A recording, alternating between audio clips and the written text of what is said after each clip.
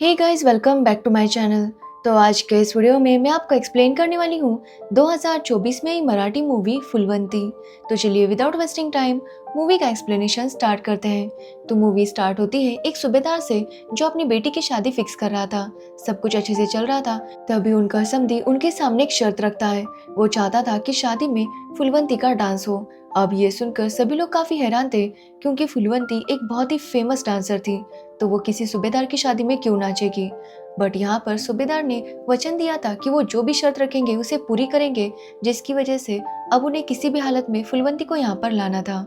जिसके बाद हम फूलवंती को देखते हैं जो मुगल बादशाह के दरबार में परफॉर्म करती है।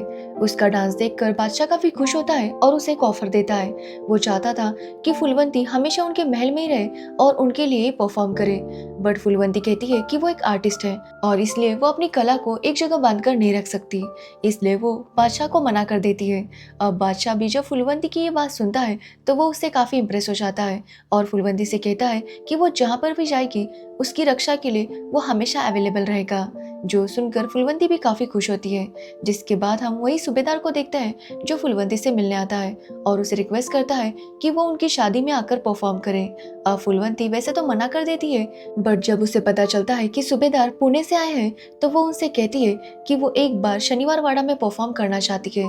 अगर उन्होंने उसका ये काम कर दिया तो फिर वो उनकी यहाँ पर शादी में परफॉर्म जरूर करेगी। अब ये सुनकर सूबेदार काफी हैरान था, क्योंकि पेशवा को इसके लिए मनाना इतना आसान नहीं था। बट वो डिसाइड करता है कि वो इसके बारे में पेशवा से बात करेगा। अब सूबेदार पेशवा से बात करता है और उसे परमिशन मिल जाती है। जिसके बाद फूलवंती पुणे आती है ताकि वो यहाँ पर परफॉर्म कर सके।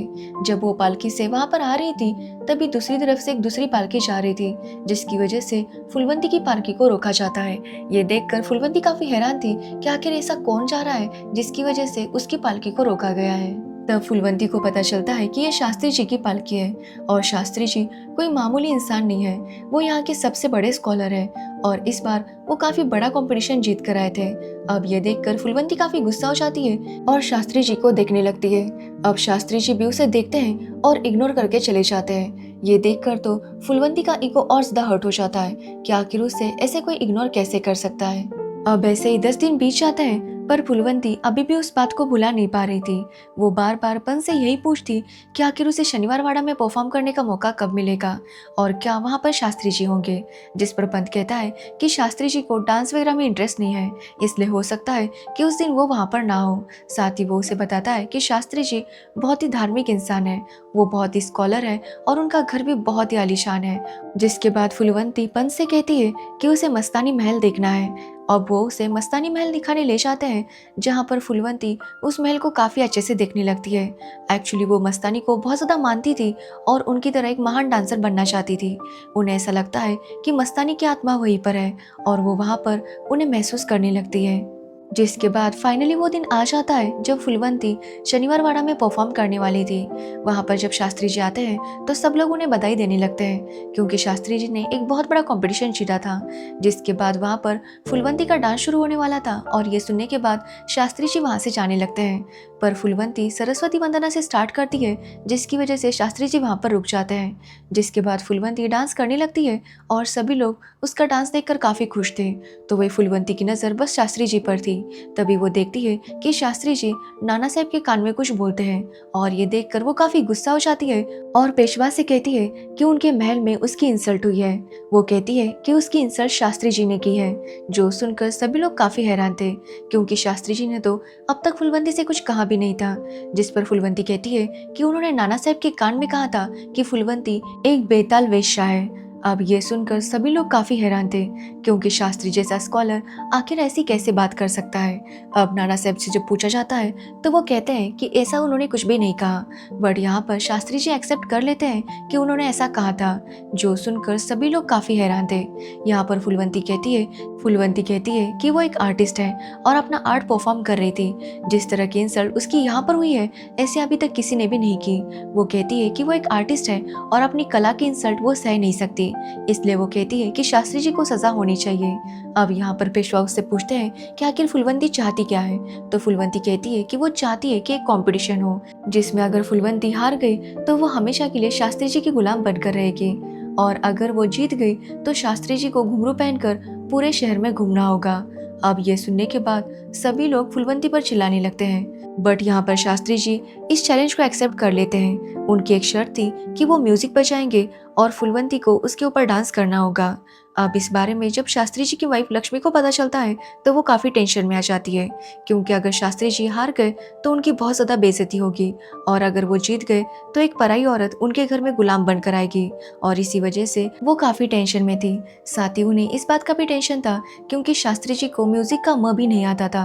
अब शास्त्री जी के जब गुरु को पता चलता है कि शास्त्री जी ने ऐसा चैलेंज लिया है तो वो शास्त्री पर काफ़ी गुस्सा होते हैं। वो पहले इस बात पर गुस्सा थे कि शास्त्री जी एक औरत के बारे में ऐसा कैसे बोल सकते हैं, इसलिए वो उन्हें काफ़ी डांट लगाते हैं।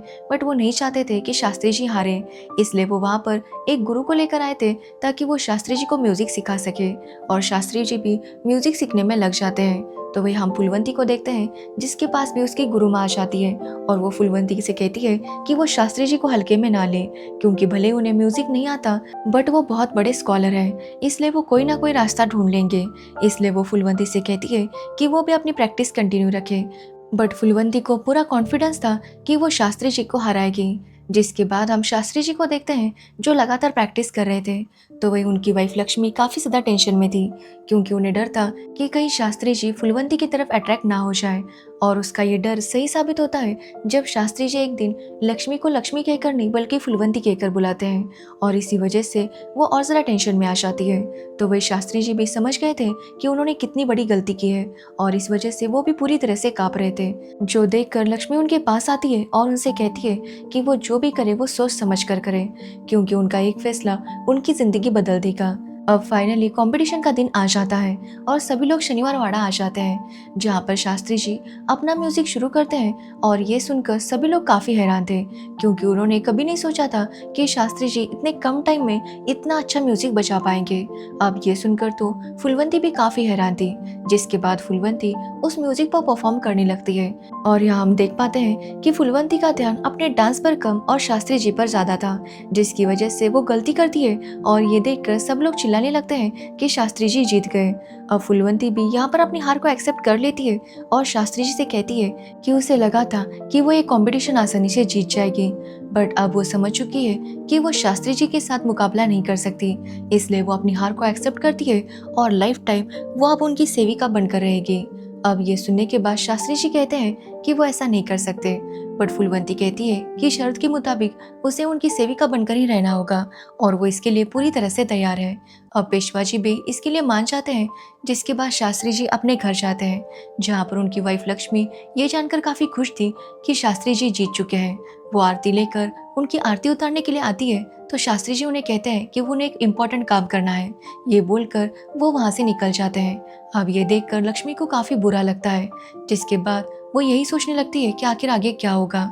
तो वही हम शास्त्री जी को देखते हैं जो फुलवंती के महल जा रहे थे। तो वही हम फुलवंती को देखते हैं जो हारने के बाद भी बहुत ज़्यादा खुश थी और काफ़ी खुशी से अपना सामान पैक कर रही थी। तभी वहाँ पर उसकी गुरु माँ आती है और फुलवंती को ज़ोर से थप्पड़ मारती है, जिसके बाद वो फुलवंती से कहती है कि वो जानती है कि फुलवंती जानबूझकर हारी है, क्योंकि फुलवंती को शास्त्री जी से प्यार हो चुका है और वो उनके साथ रहना चाहती है, और इसी वजह से वो जानबूझकर हारी गई थी। अब ये सुनकर फुलवंती भी काफ़ी हैरान थी और वो कुछ भी बोल नहीं पाती। तभी वहाँ पर शास्त्री जी आते हैं और फुलवंती से कहते हैं कि मैं तुम्हें लेने आया हूँ। ये सुनकर फुलवंती काफ़ी खुश हो जाती है और उनके साथ जाने लगती है, जिसके बाद हम देखते हैं कि शास्त्री जी उसे अपने घर नहीं बल्कि शनिवार वाड़ा लेकर आते हैं, जहाँ पर वो पेशवा से कहते हैं कि वो भले ही इस कंपटीशन को जीत चुके हैं, बट वो नहीं चाहते कि फुलवंती उनकी सेविका बनकर रहे।